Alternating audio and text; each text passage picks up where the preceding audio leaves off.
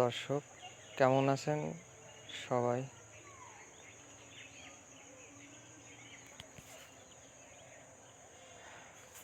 আসসালামু আলাইকুম দর্শক, কেমন আছেন সবাই? আশা করছি ভালো আছেন। তো আজ আমি আপনাদের দেখাবো কিভাবে নগদের পিন ভুলে গেলে সে পিনটি রিসেট করতে হয় এবং কয়টি উপায়ে পিন রিসেট করা যায় সেই সম্পর্কেও বিস্তারিত আলোচনা করব। নগদের পিন রিসেট করা যায় দুইটি মাধ্যমে, তিনটি মাধ্যমেও যায়। ইমেলের মাধ্যমে, সেখানে অনেক কিছু তথ্য ডকুমেন্ট প্রেরণ করতে হয়, একটু হ্যাসেল আছে। তো দুই ধরনে যদি আপনি পিনটি রিসেট করেন তাহলে ইনস্ট্যান্টলি আপনার পিনটি পেয়ে যাবেন। প্রথমত, পিন নাম্বার ভুলে গিয়েছেন এই অপশনে ক্লিক করবেন। এখানে দেখাচ্ছে *167# ডায়াল করে, এবং এখানে ডায়াল করার মাধ্যমে অথবা তাদের কল সেন্টারে কল দিয়েও আপনি চাইলে পিনটি রিসেট করতে পারবেন এবং ডায়াল করার মাধ্যমে। তো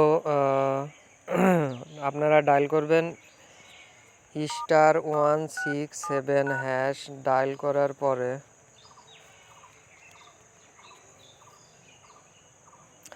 ডায়াল করার পরে এখানে পিন রিসেট আছে, পিন রিসেট অপশনে প্রেস করবেন। তারপর আছে ফরগট পিন, চেঞ্জ পিন। তো চেঞ্জ পিন অপশনে টু চেপে আপনারা কারেন্ট পিন এখানে আসবেন, আর এখানে আপনার পিন চেঞ্জ করতে হয়। আর যদি সেটি না পারেন তাহলে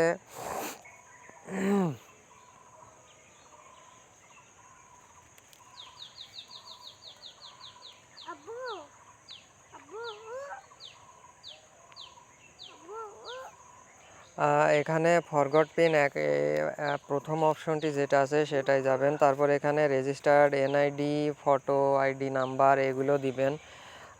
দেওয়ার পরে আপনার 90 দিনের ভিতরে কোনো লেনদেন থাকলে সে লেনদেনটির সকল তথ্য আপনাকে দিতে হবে।